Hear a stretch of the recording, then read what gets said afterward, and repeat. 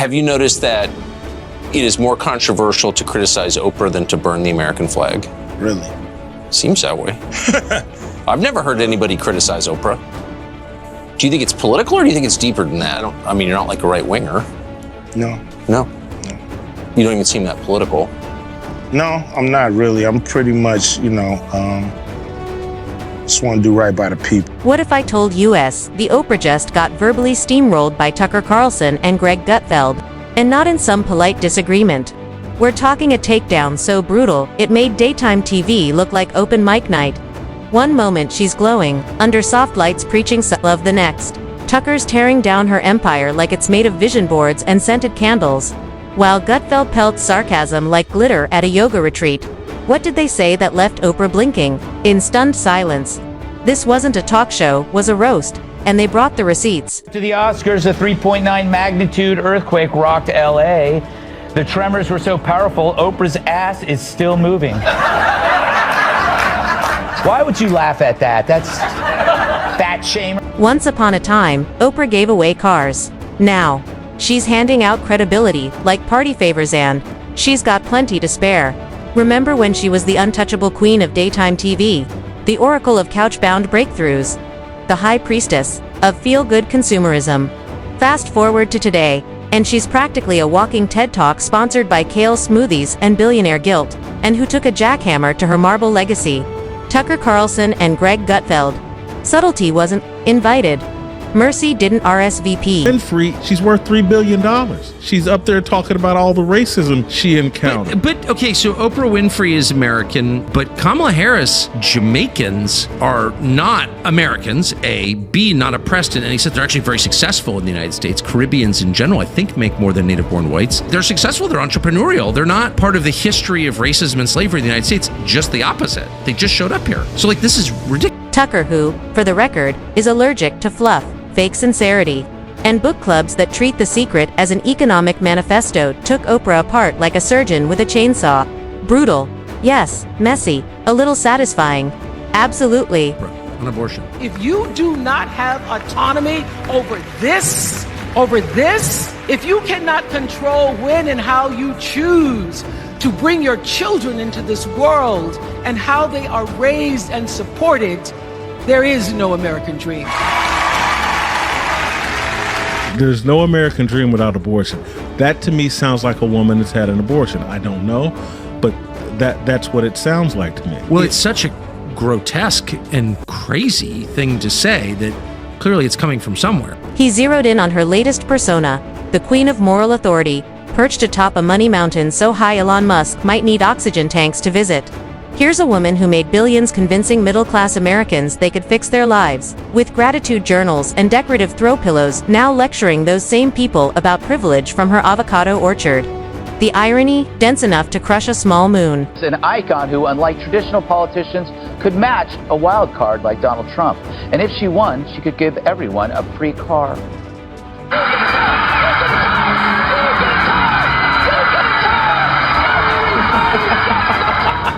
And how different is that really from most Democrats? Then came Gutfeld, like your cynical uncle at Thanksgiving, loaded with sarcasm, grudge energy, and a fine garnish of hypocrisy clouds. He looked at Oprah's recent public appearances like they were bad episodes of a reality show where billionaires compete to sound oppressed.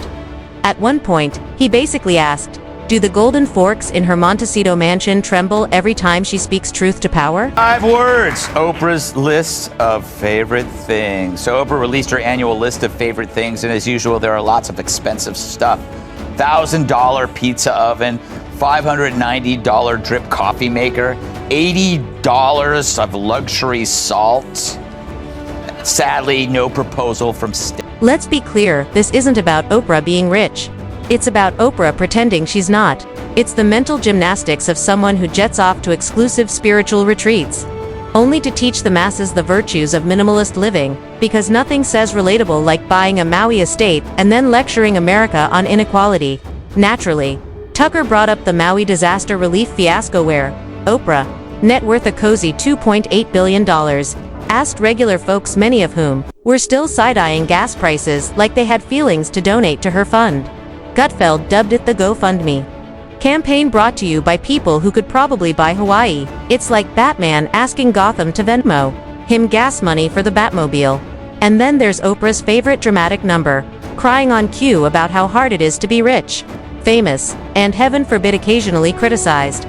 According to her, being asked tough questions is psychological warfare.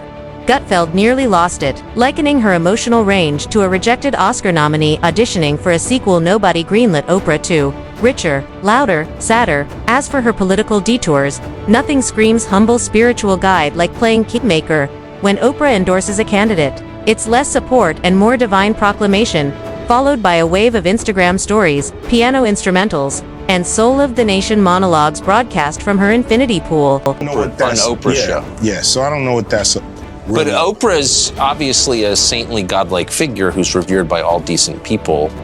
Why would she exclude you? I really don't know.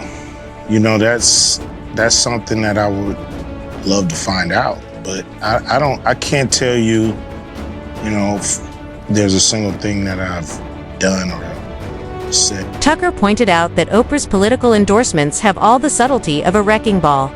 She postures as America's moral compass from within a private estate big enough to qualify for its own Congress district. And somehow, she's stunned when the public doesn't buy the act. Maybe if she gave out private jets alongside her opinions, it'd go over better. Gutfeld didn't miss a beat calling her spiritual rebrand the bougie version of a midlife crisis wrapped in a dream catcher. This is someone who's hobnobbed with billionaires, moguls, and monarchs for decades, now thinks discovering intentional breathing qualifies her as a healer. Peak delusion. He even joked that Oprah may be the only person alive who could host a meditation retreat and a launch party for $500 an ounce face cream in the same afternoon without seeing the contradiction. Her life, a curated contradiction gallery, where every canvas screams I'm just like you. Except, she has a helicopter. Then came the roast of the Oprah Winfrey Wisdom Hour, a parade of vague Instagram-ready platitudes. Be your authentic self. Manifest abundance. Live your truth. All delivered beneath chandeliers that look like they were carved from recycled unicorn bones. Tucker didn't let it slide. That advice works just fine if your truth includes offshore accounts and a paid entourage trained to nod at your every sentence. Music attacks women. I know the feeling. When I had a son, I stopped watching Oprah because it was just too anti-male, and I felt like I didn't want to bring him up in a home where Oprah was constantly attacking men, and it's really helped a lot. And it was only in the past 5 years when all this evidence would emerge, and I'd be like, well, that's not true. It doesn't seem true to me. Like, I don't know what the truth is, but I can tell when someone's lying. It's my one gift. And I would see these people lying, and I'd be like, why are they lying? I know they're lying, but why? And so I really came to this, like, at the age of... Gutfeld offered a more honest Oprah quote. You get a tax write-off. You get a tax write-off. Everybody gets a tax write-off. Because in her world, nothing says enlightenment like a diversified portfolio and wellness brand deals that cost $399 a month and still make no sense. Let's not ignore how Oprah's empire evolved from groundbreaking interviews to platforms for wellness.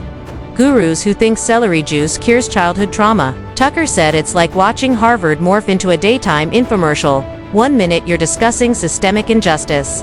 The next, it's all about crystal alignment from someone who believes Wi-Fi is controlled by the Illuminati. Gutfeld took it further, pitching a parody channel, OWN 2.0, where O stands for overpriced, W for woo-woo, and N for nope. Programming includes Cooking with Vibes, Detox Your Aura, The Secret to Glowing Chakras, and Real Housewives of the Fifth Dimension. Hosted live from a yurt behind Oprah's Malibu guest house. Then there's her royal obsession. Let's be honest, nobody milked the Meghan and Harry saga harder than Oprah. That interview wasn't journalism, it was a $20 million therapy session for people who left the palace but still wear invisible crowns on Instagram. Tucker called it the world's most expensive group, Huglet by Ridley Scott. Gutfeld. He said it was like watching a high-budget gossip column, featuring British accents and California wine breath. Went over this first to make sure it wasn't too extravagant. You're missing the best one. What? Okay, it is a little journal and it's called I'm Dead, Now What? Important information on my belongings, business affairs, and wishes. Hand this to someone at Christmas, I dare you. Oprah has styled herself as the world's therapist, but somehow, every session ends with her crying, the guest crying, and the audience wondering whether they should feel sad or just check. Zillow to see if owning a $90 million estate might bring them peace too. Spoiler, it won't. Then there are her award show appearances, those annual sermon on the mount moments, where she rises in diamonds like a televangelist, delivering parables about struggle while seated between people named Balthazar and Penelope. Moonstone. She quote Maya Angelou, praise courage, then fly home in a custom-built Gulfstream, presumably clutching a gratitude rock. Tucker didn't miss it. He compared it to someone preaching minimalism while wearing a gold-plated jumpsuit and riding a mechanical peacock. Gutfeld followed up by imagining her next big speech. We must uplift the marginalized, but not the people who live near my vineyard, please. The drones are scaring the llamas. And let's not forget when Oprah publicly implored America to do better, as if she hasn't built a multi-billion-dollar brand peddling aspirational nonsense. Tucker quipped that asking Oprah for humility is like asking a swan for subtlety. Gutfeld simply asked if doing better involved leasing a yacht made of recycled empathy. Cheese, you got pizza. Barry, I'm going to stop you there. Yes. I treat this like the list I get from my kids. They send me emails because they know when I laugh in their face, it hurts. Anyone who wants a $1,000 pizza oven, you're going to get what Kat picked out. Like, that's the greatest gift you can give somebody because you can't return it. Because returning it, oh, you think you're immortal? You think you're better than us? Like, get your affairs in order. That's the great, you stole the show. They wanted me to talk about a dog towel. That towel's a towel. Great job. That's the best gift ever. And Oprah has never read this, just like I don't read the list for my kids send me. And then came the jokes about Oprah's next career pivot. Gutfeld proposed she's eyeing space travel. Imagine Oprah on Mars, he said. Today we're reading The Martian. Again, I've terraformed the red planet using essential oils and activated crystals. Welcome to Planet O. NASA wouldn't know whether to panic or order matching robes. Tucker piled on, if Oprah ever gave astronauts a motivational talk, they'd all resign mid-mission to escape a 40-minute PowerPoint on the healing power of fermented chia seeds. Space may be infinite, but not even black holes can escape the gravity of a billionaire. By the end of the tick-down, Oprah's empire didn't look like a kingdom of wisdom, it looked like a wellness-themed amusement park, where tickets cost $10,000 and enlightenment comes with a side of truffle. Aioli, her every move now feels like self-parodia, once inspiring icon trapped in a vortex of her own importance. Surrounded by scented candles and affirmations that sound deep but say nothing. At this list, you know what wasn't on there? Anything about Maui, right? At one point in time, she and The Rock made that video to try to help out everybody who was hurt by the fire. And then that was just quickly discarded. She's like, okay, that didn't work. Who wants slippers? You want slippers. You get a pair of slippers. You're all getting slippers. Do you think she might have given some money and not talked about it? I do that a lot. You never hear about my charity because I won't tell you. No one's ever heard of it. No one's ever heard about my... You'd think someone who spent decades preaching authenticity might, just once, stop performing it. But no, the curtain never falls. Oprah's not just playing a role. She's become it. A full-time vibe merchant wrapped in cashmere, selling emotions like luxury handbags. Carlson and Gutfeld didn't need to exaggerate. The absurdity wrote itself. All they had to do was shine a flashlight into the velvet-draped circus tent and let the world gawk at the spectacle inside. It's not that Oprah's bad, it's that she believes she's untouchable.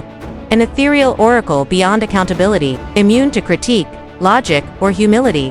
And yet the audience still claps, still cries, still journals, because when Oprah tells you to live your truth while sipping herbal tea filtered through moonlight, you don't question her. You buy the mug. Enroll in the course. Tweet the quote. Carlson and Gutfeld just pulled the curtain back and asked the one question nobody else dares to. Does the Empress know she's sitting in a $3,000 cashmere tank top, spinning tales of struggle from a massage chair that costs more than your car? The Harris interview did feel like a very special episode of Oprah, but instead of everybody getting a new car, everybody got an aneurysm.